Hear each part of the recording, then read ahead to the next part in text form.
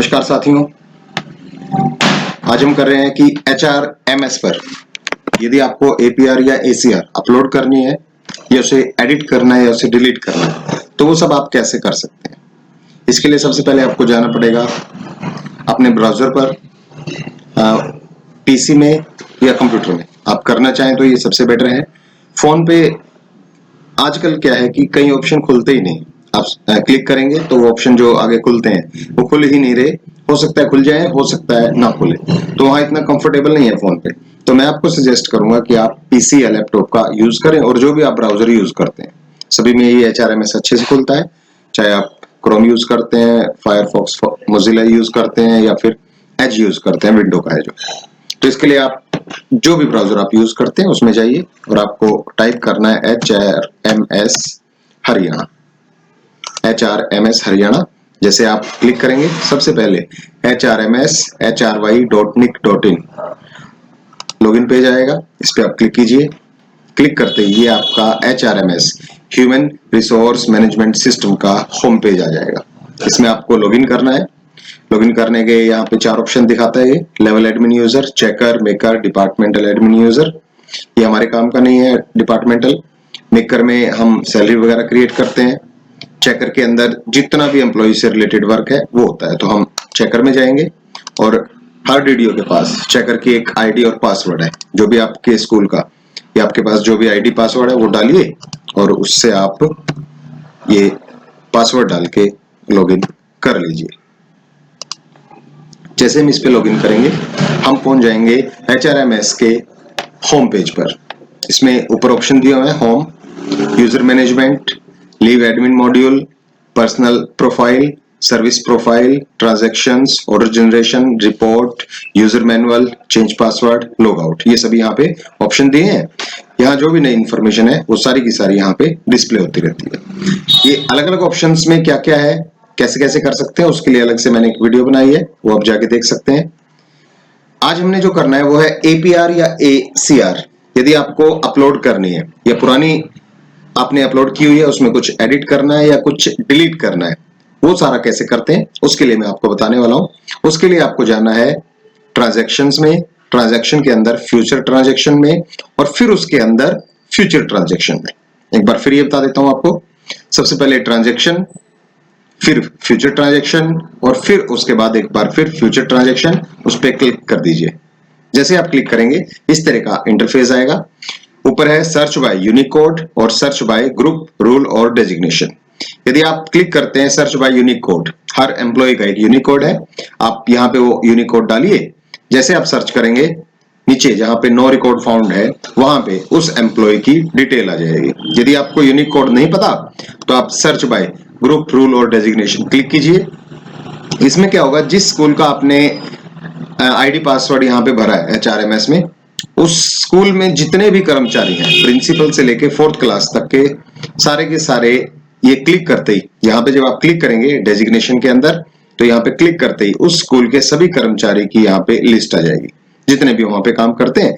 तो आप जिसका एडिट करना चाह रहे हैं या APR ऐड करना चाह रहे हैं उस पर आप क्लिक कर सकते हैं। जैसे मान लीजिए हम क्लिक करते हैं और हमें यहाँ पे जो APR ACR अपलोड करनी है वो करनी है इनकी।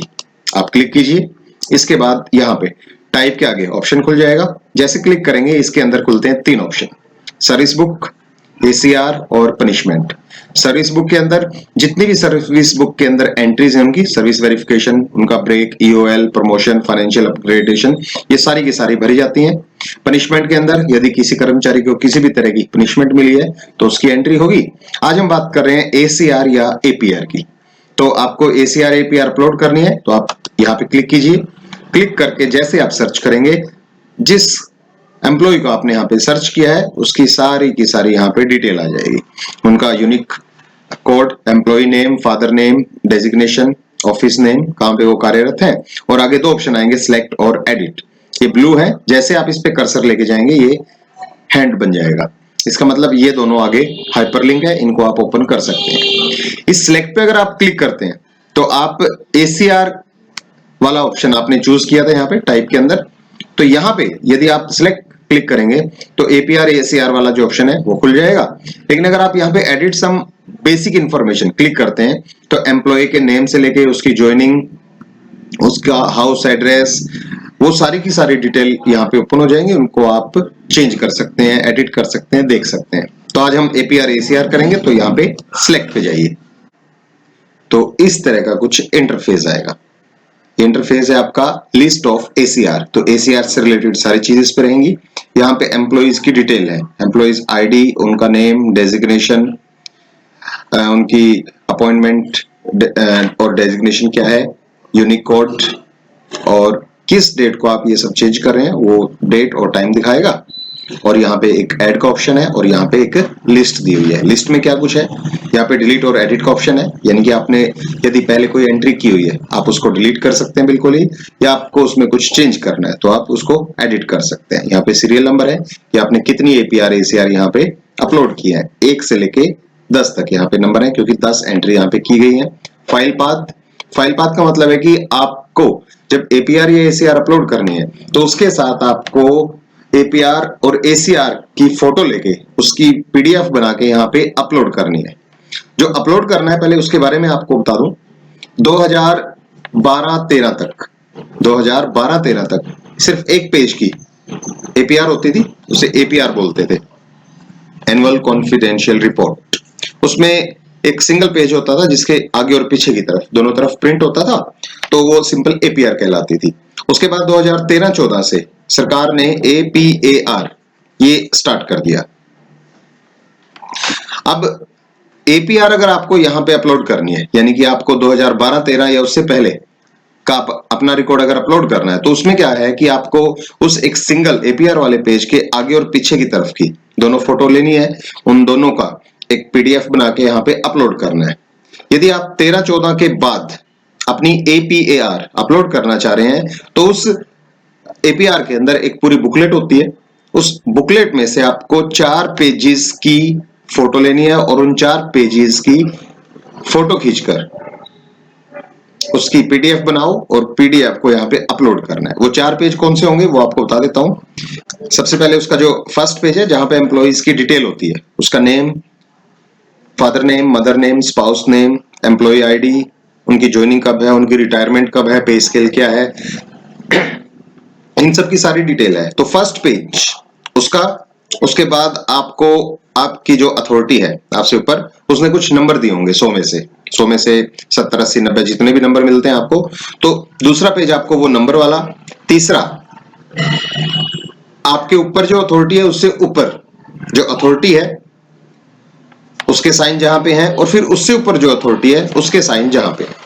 मान लीजिए हम एक उदाहरण लेते हैं, मान लीजिए आप TGT कैडर में है। TGT कैडर में अगर है तो सबसे पहला पेज आपको करना है आपकी पर्सनल डिटेल का, दूसरा पेज आपको करना है जहां आपके DDO ने आपको 100 में से नंबर दिए हैं, तीसरा पेज आपको करना है जहां पे आपके BEO ने साइन किए हैं, और उससे अगला पेज लेना है जहां पे आपके DWO ने आपके साइन किए हुए हैं। इसी के अकॉर्डिंग आप 4th क्लास में है, आप JBT हैं, C&B हैं, मास्टर कैडर में है, या लेक्चरर कैडर में है, या प्रिंसिपल कैडर में है, इसी के अकॉर्डिंग आपको पता होगा कि किस किस के आपको साइन करवाने होते हैं। तो 4 पेज हो गए आपके, जहां पे आपकी पर्सनल डिटेल है, जहां पे आपके मार्क्स दिए हुए हैं, जहां पे फर्स्ट कंपिटेंट अथॉरिटी के साइन है और सेकंड कंपिटेंट अथॉरिटी के साइन है। उन 4 पेजेस की फोटो लीजिए, PDF बनाइए और फिर उसको वहां पे अपलोड करना है। तो ये अपलोड करने का जो पाथ है वो यहाँ पे दिया हुआ है। यहाँ पे अगर डाउनलोड लिखा है तो आपकी PDF फाइल यहाँ पे अपलोड हो चुकी है, अगर डाउनलोड नहीं लिखा हुआ तो मतलब आपकी PDF यहाँ पे अपलोड नहीं है। यहाँ पे डेट फ्रॉम टू फ्रॉम मतलब आपका सेशन है 2016-17 है, 14-15 है, 12-13 है, 11-12 है, ये टाइम दिया होगा। APR ACR में आपको एक ग्रेड मिली होगी, वो ग्रेड यहाँ पे लिखी मिलेगी A-B-C या A+B+, वो ग्रेड यहाँ पे दी होगी। इंटीग्रिटी डाउटफुल, ये भी आपकी APR ACR में होगा, यस और नो उसके अकॉर्डिंग। कोई कन्वर्ट टू ऑफिशियल, आगे पास की गई है या नहीं, नहीं है तो नो।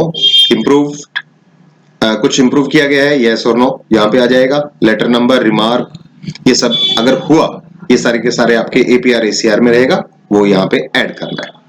तो आज हम देखते हैं कि अगर आपको नई APR ACR ऐड करनी है तो वो कैसे ऐड कर सकते हैं। आप यहाँ देख सकते हैं, यहाँ पे 2016-17 तक APR ऐड है, हमें 17-18 सेशन की यहाँ पे ऐड करनी है। तो उसके लिए आपको इस ऐड बटन पे जाना है, इस पे जैसे क्लिक करेंगे आप नीचे एक फॉर्म टाइप का खुल जाएगा इस तरह से।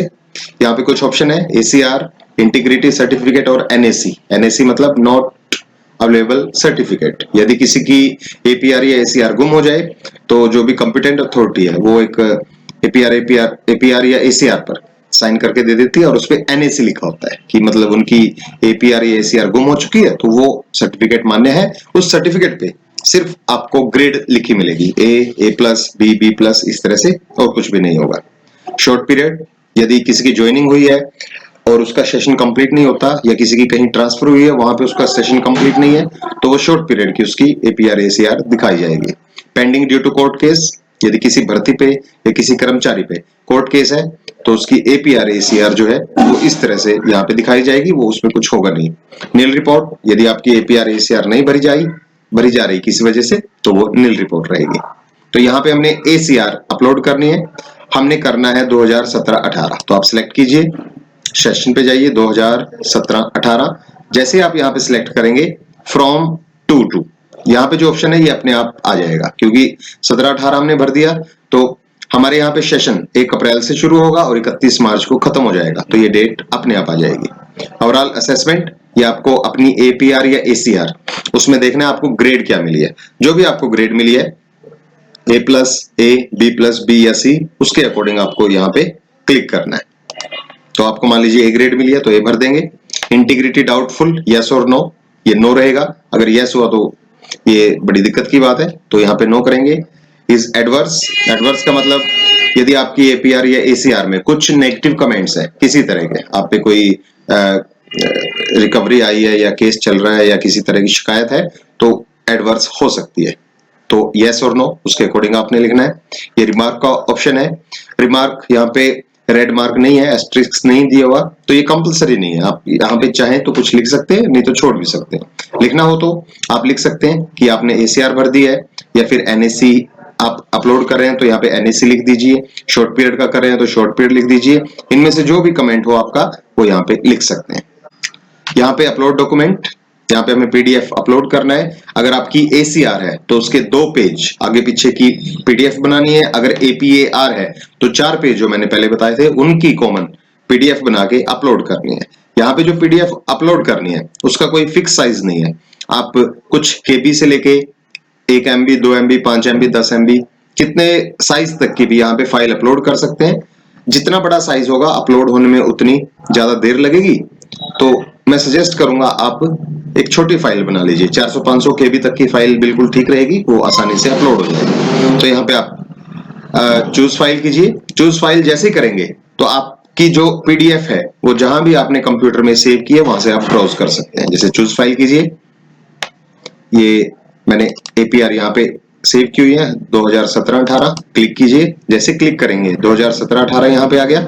उसके बाद जैसे आप इसको सेव करते हैं तो ये अपलोड करना शुरू करेगा। देखिए यहाँ नीचे अपलोड हो गई, HRMS इसको वेरीफाई कर रहा है और जैसे वेरीफाई हो गई रिकॉर्ड इंसर्टेड, यानी कि आपकी पीडीएफ अपलोड हो चुकी है। उसके बाद ये थोड़ा सा टाइम लेगा रिफ्रेश होने में अपने आप, और फिर देखिए 2017-18 डाउनलोड यानी कि पीडीएफ भी यहाँ पे आ चुकी है। तो ये आपका 2017-18 का एपीआर यहाँ पे अपलोड हो चुका है।